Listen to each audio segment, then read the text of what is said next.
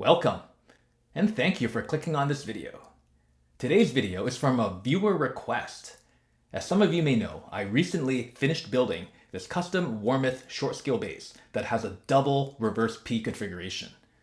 And I've had several questions asking me to compare the tones from a double P to some of the jazz basses I have. Well, today we're going to put these head to head. Let's find out. So this is my freshly built custom Warmoth short scale bass that features two double reverse P pickups from Tone Rider. These are the model called the Duke. And I think this bass has turned out really well, and it has very quickly become one of my go-to basses to play. Now, many companies in the past have tried offering a double P configuration. BC Rich comes to mind. Warwick has their version of a traditional P with a reverse P in the bridge. Recently, Fujijin has a double P model, and Fender at one point tried having a jazz bass body with two P pickups as well. But since this build, I've received several questions asking about how the tone from a double P compares to the tone from a jazz bass. So that's what we're going to find out today. I've prepared several playing examples where I put head to head this double P Warmoth to my jazz basses.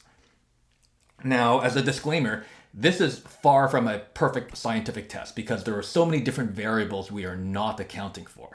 The body woods are different, the neck materials are different, the pickups are from different companies. So this is not at all a fair scientific comparison.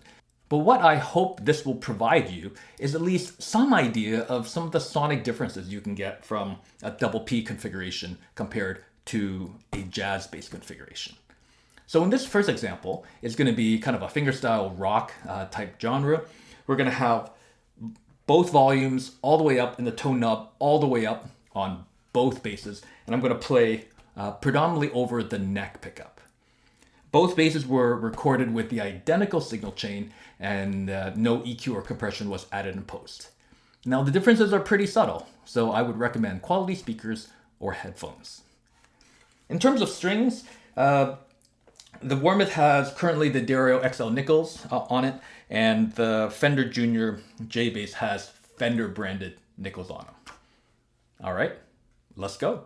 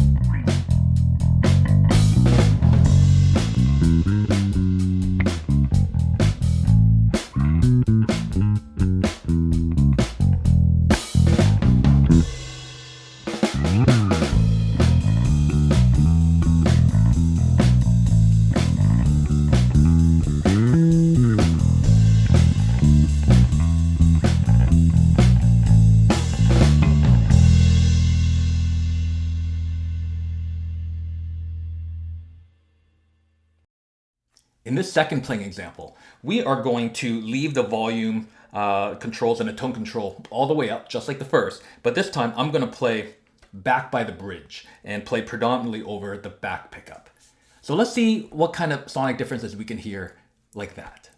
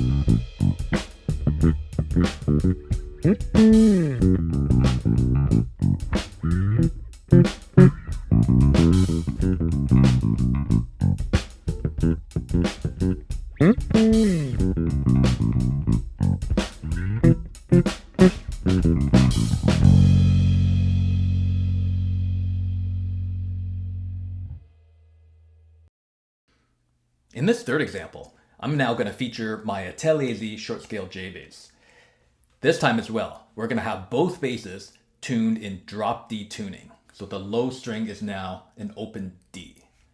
Just like the other two examples, we're going to have both volumes all the way up and the tone all the way up. Let's go.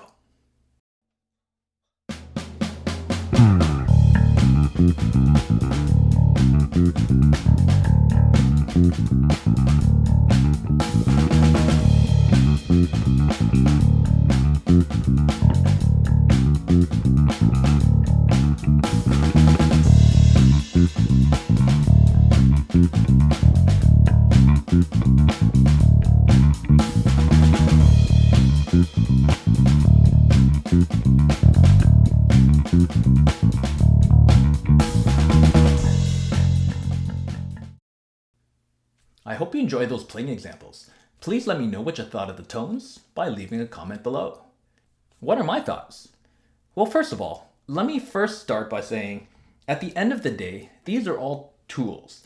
So I don't think there's one pickup that's the best, or a certain pickup configuration that's better than all the other ones. I think it really depends on what your sonic goals are and what type of music you're playing and how you want the bass to sit in a certain track. But let's start by talking about the first example. So fingerstyle rock playing over the front pickup. Here, I think in comparison between this double P at least to my Fender short scale Junior Jazz, I think what you will hear is that there are more pronounced low mids coming from the double P configuration. So I think it does have a little more fatness and girth to the note in comparison to the Fender. What you do get from the Fender, however, is a little more kind of a V-shaped dip in those mid-range frequencies, but you also get a little bit more snappiness to the note that you would typically attribute to a J bass. In the second playing example, where I am now playing over the back pickup, again, I felt the double P had a little more mid-range frequencies, a little bit of a bump in that low mid-range, which makes it sound a little fatter.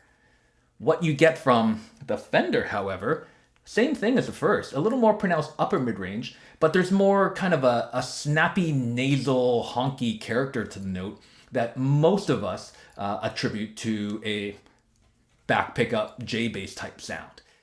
As to which one's better, again, I don't think there's a better or worse or best or not. I think it really depends on how you want the bass to sit in the track. I do very much enjoy the added girth from the double P here. However, I do also miss the snappiness of the note and that kind of cutting honkiness that I would get from the back J pickup. Let's now talk about the third example in drop D tuning. The one thing I did miss in the double P configuration is, again, that kind of high-end snappiness. And I felt the articulation of the notes were slightly better on my drop D tuned Atelier Z. All in the high end. I think it just sounds a little more articulate and it sounds a little cleaner for that type of busy fingerstyle playing. So there you go, a quick comparison between a double P reverse double P configuration compared to my other short scale jazz basses. Again, this is not a perfect comparison in any way. This is really just meant for, giving you a sonic idea of some of the differences between a double P configuration compared to a J bass. I hope you enjoyed this video. Catch you next time. Peace.